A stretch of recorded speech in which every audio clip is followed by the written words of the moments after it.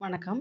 இன்றைய வகுப்பு யுபிஎஸ்சி தேர்வு எழுதக்கூடிய அதிலும் தமிழ் ஆப்ஷனலாக விருப்ப பாடமாக எடுத்த மாணவர்களுக்கான பாடப்பகுதி இந்த வகுப்பு. இதில் வந்து நம்ம ரொம்ப நாளைகளுக்கு முன்னாடி தான் பாடங்கள் போட்டிருந்தோம். நடுவில் வந்து நான் வெவ்வேறு சேனலில் உங்களுக்கு பாடங்கள் போட்டிருக்கேன். அதனுடைய லிங்க்குமே உங்களுக்கு யூபிஎஸ்சிக்கும் போட்டிருக்கேன், தமிழ் கிராமர் ஃபார் ஆல், அப்புறம் செல்வி அருட்செல்வன்ற சேனல், அதுக்கப்புறம் சங்கத்தமிழ்ன்ற சேனல், இந்த 4 சேனல்லையுமே உங்களுக்கு பாடங்கள் இருக்குது.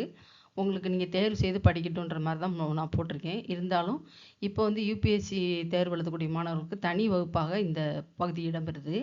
இதில் வந்து என்ன சொல்கிறோம் அப்படின்னா, இன்னைக்கு வகுப்பில் வந்து வினாவுக்கு ஏற்ற விடை அளித்தது எவ்வாறு அப்படிங்கிறத பற்றி நம்ம பார்க்கலாம்.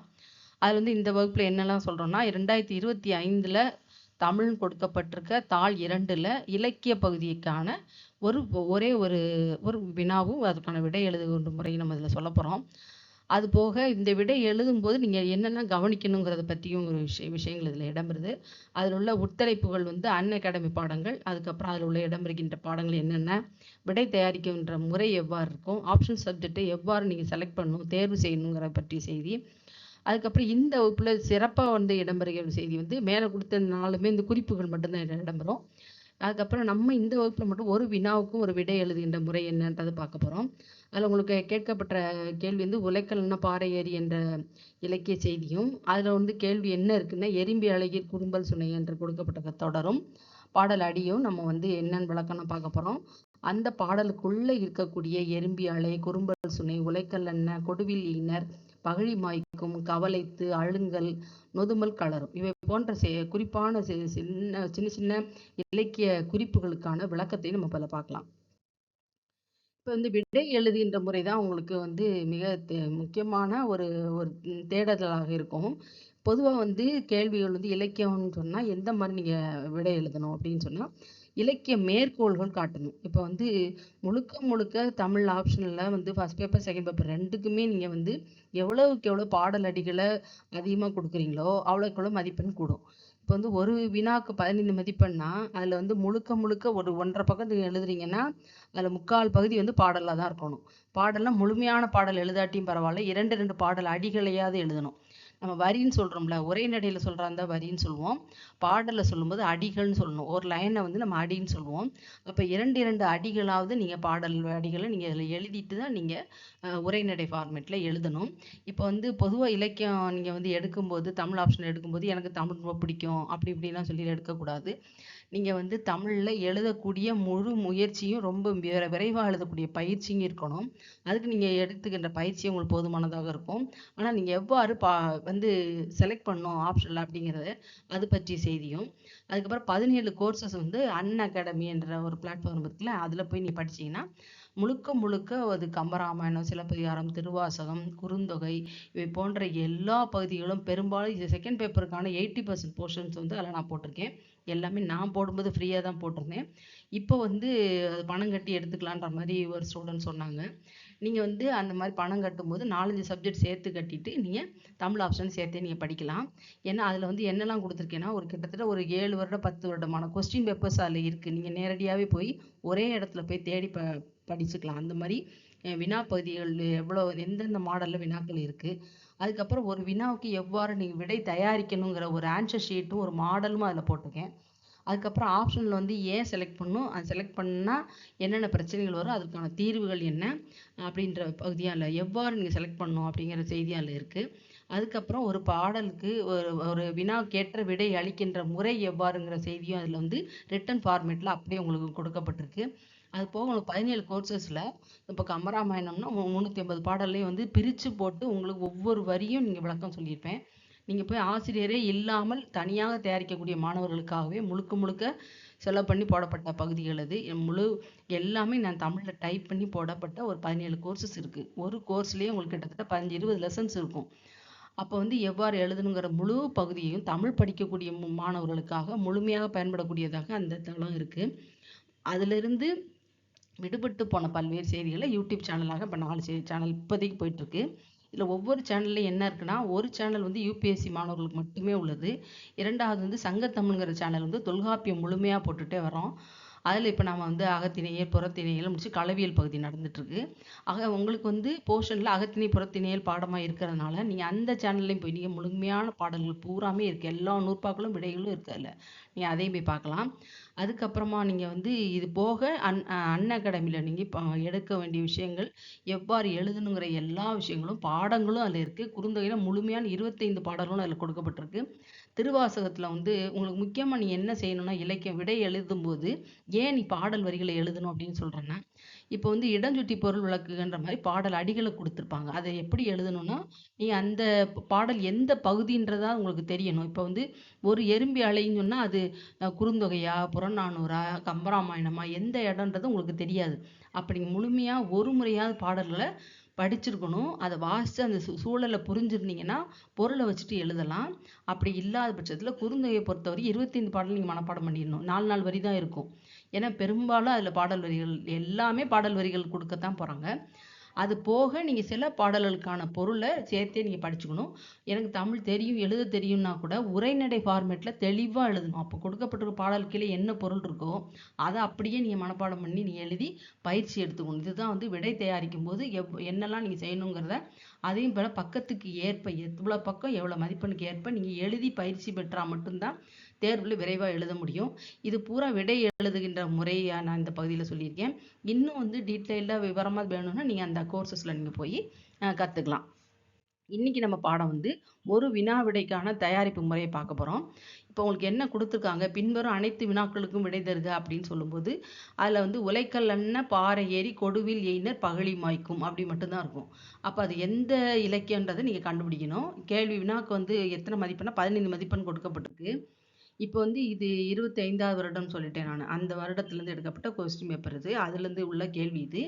இப்போ இந்த பகுதி வந்து குறுந்தொகைன்றதை நீங்கள் படிச்சிருந்தா மட்டும்தான் கண்டுபிடிக்க முடியும். அப்போ முதல் பகுதி வந்து என்ன சொல்கிறோம் அப்படின்னா, தலைவி கூற்றாக இது இடம்பெறுது. தலைவி தலைவனது பிரிவை ஆற்றுகின்ற வன்மை இழல் ஆயினாள் அப்படின்னா இழலாயினாள்னா பிரிச்சுக்கணும். இழல் ஆயினாள். அப்போது அவனுடைய பிரிவை அவளால் தாங்கவே முடியவில்லை தலைவிக்கு என்று கவலை உற்ற தோழி கேட்கும்படி, உனக்கு என்ன நீ அவனை தாங்கிக்கவே மாட்டியா பிரிஞ்சு போறது அப்படின்னு சொல்லி கவலைப்படுகின்ற தோழிக்கு சொல்லும்படியாக பதில் சொல்றாவ. தலைவர் சென்ற வழியின் கொடுமை நினைந்துதான் நான் வருந்துகிறேன் என்பதை உணராமல் இந்த ஊர் பிரிவை ஆற்றேனாயின என்று வேறொன்றை சொல்லுகிறது. கூறான் நின்றதுன்னா கூறுகிறது. இந்த ஊர்ல என்ன சொல்லுது, இவளுக்கு அவனை பிரிஞ்சு இருக்கவே முடியாதுன்னு பொதுவாக சொல்லுது. நான் அப்படி நினைக்கல, உண்மைக்குமே அவன் போகின்ற வழி வந்து எவ்வளவு கஷ்டங்கிறத நானும் வருத்தப்பட்டு கொண்டிருக்கேன். அதை நினைச்சா நான் வருந்துகிறேன். இது என்ன பேதமை, இது என்னது புரியாம பேசுகின்றவர்களை வந்து பேதமைன்னு சொல்லுவோம். முட்டாள்தனமா புரியாம பேசுறவங்க அப்படிங்கிறத அவ சொல்றா. ஊரை பார்த்து சொல்ற மாதிரி தலைவி பதில் சொல்லுகிறாள். அப்போ இதுதான் பாடல். ஓதலாந்தையார் எழுதிய இந்த பாடல் நீங்கள் அப்படி இதை கொடுக்கணும். இப்போ வந்து பாடல் முழுமையும் கொடுக்கணும்னு நான் சொல்லியிருக்கேன். அப்படின்னா இந்த பகுதி முழுமையாக நீங்கள் படிச்சிருந்தா மட்டும்தான் இது குறுந்தொகைன்னு கண்டுபிடிக்க முடியும். பாடல் எண் வந்து 12, எறும்பி அலையில் குறும்பல் சொன்னேன். அந்த பாடலில் இப்போ ஓதலாந்தையார்னு எழுதுறதுக்கு முன்னாடி அழுங்கல் ஊரேன்னு முடியுதுல, அந்த பகுதியில் ப்ராக்கெட்டில் 12ன்னு போட்டுக்கணும்.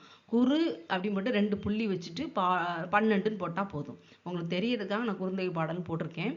பாடல் வந்து எறும்பி அழையில் குறும்பல் சுனைய உலைக்கல் அன்ன பாறை ஏறி கொடுவில் எயினர் பகழி மாய்க்கும் கவலைத்து என்ப அவர் சென்ற ஆரே, இப்படிதான் பிரிக்கணும். கவலை தென்பவர் அப்படின்னு இருக்குல்ல, கவலைத்து என்ப அவர் சென்ற வாரே. இவர் ஏன் வருதுன்னா அந்த உடம்படுமைன்னு சொல்லுவோம், அது இலக்கணத்துல வரும்.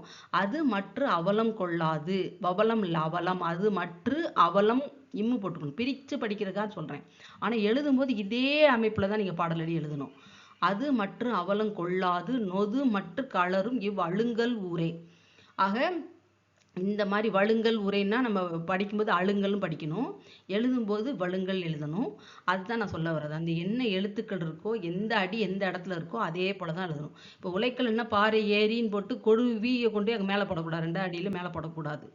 அதே போல் நீங்கள் என்ன மனப்பாடம் படிக்கும்போது ஞாபகத்தில் வச்சுக்க வேண்டியது, குறுந்தொகை பாடலில் உள்ள கடைசி அடிக்கு முந்தின அடி எப்பயுமே 3 சீர்கள் தான் இருக்கும். சீர்ன்றது வேர்டு. அப்போ அது அவலம் கொள்ளாது, அது வந்து 3 தான் இருக்கும். கீழே பார்த்தீங்கன்னா 4 இருக்கும். நொதுமற் களரும் இவ் அழுங்கல் ஊரே. மேலே பாருங்க கவலை தென்பவர் சென்ற ஆரே, அப்போ 4. மேலே அதுக்கு மேலேயும் பாருங்க 4 4 இருக்கும். எல்லாமே 4 சீர்கள் கொண்டிருக்கும். கடைசி அடிக்கு முந்தின அடி மட்டும் 3 சீர் தான் இருக்கும். இதை எப்பயுமே மனப்பாடமா வச்சுக்கணும். ஏன்னா நீ எழுதும்போது மாத்தி எழுதிடக்கூடாதுன்றக்காக சொல்றேன். அதே போல பாடலை படிக்கும்போது பல முறை மனப்பாடம் பண்ணி பண்ணி படிச்சுட்டு ஒரு முறையா எழுதி பார்க்கணும். எழுதிட்டே இருந்தா மட்டும்தான் அது ஞாபகத்துக்கு வரும். அப்படியே விடை எழுதும்போது முதல் வேர்டு மறந்துருச்சுன்னா கூட உங்களால எழுத முடியாது. எறும்பின்னு ஞாபகத்துல இல்லைன்னா அந்த பாடல எழுத முடியாது.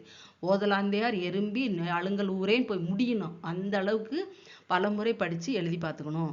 என்பது ஆற்றால் என கவன்ற தோழிக்கு கிளத்தி உரைத்தது. இது என்ன அர்த்தம்னா பாடல் எழுந்த சூழல் எந்த இடத்துல யார் பேசுனாங்கன்ற செய்தியை சொல்றது. இதுக்கு பேர் துறைன்னு சொல்லுவோம்.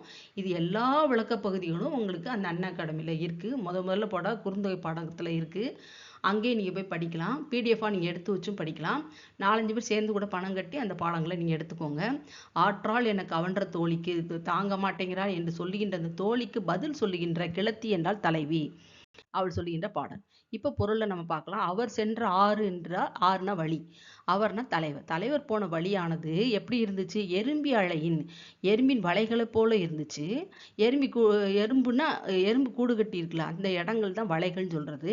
குறும்பல் சுனைய, குறுமையுடைய பலவாகிய சுனையும் இருக்கு.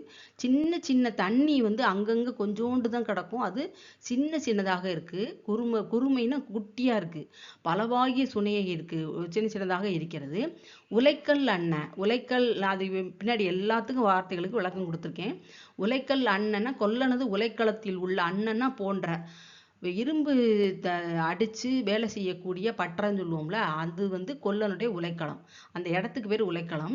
அதை போன்ற, அன்ன என்றால் போன்ற, அது மாதிரி இது மாதிரின்னு சொன்னா அது பேர் ஓம உருபு. போன்ற, அன்ன, மான எல்லாமே நிலா மாதிரி முகம், நில போன்றன்னு அர்த்தம்னா அந்த இடத்துல நிலா மாதிரின்னு சொல்றோம்ல, அதை போன்றன்னு எழுதுவோம். அப்ப அந்த போன்றங்கிறது ஓம உருபு, இங்க அன்னங்கிறது ஓம உருபு.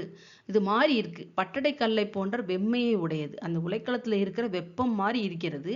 பாறை ஏறி அதன் மேல ஏறி கொடுவில் எயினர், வளைந்த வில்லையுடைய எயினர் ஜாதியினர். அந்த சின்ன சின்ன பாறைகள் மேல ஏறி யாரு? எயினர்கள் என்று ஒரு குரூப் இருக்காங்க, அந்த ஜாதியினர்.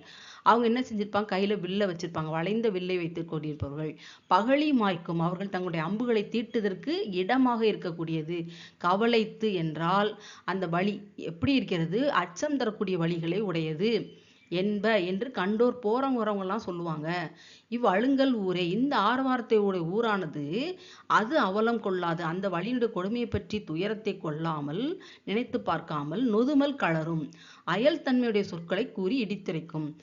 வெவ்வேறு விதமான வார்த்தைகளை சொல்லி பேசக்கூடிய அன்பு இல்லாதவர்களாகி இந்த ஊரார் என்ன நினைக்கிறாங்க? இவ பிரிவு தாங்க மாட்டாம வருந்தார் என்று சொல்லுகிறார்களே தவிர, உண்மைக்குமே வழியில போறவங்க வரவங்களாம் சொன்ன செய்தி என்னன்னா, அந்த வழி ரொம்ப கஷ்டமானது, பயமுறுத்தக்கூடியது என்பதாக அவர்கள் சொன்ன வழி இவ்வளவு மோசமா இருக்கே என்று நான் வருந்துகிறேன். ஏனென்றால் தலைவன் அந்த வழியை தாண்டி தானே போய் பொருள் தேட போயிருக்கான் என்று நான் வருந்துகிறேன். என்னுடைய வருத்தத்தை தவறாக புரிந்து கொண்டது இந்த ஊர் என்று சொல்லுகிறது என்னுடைய பாடலுடைய பொருள்.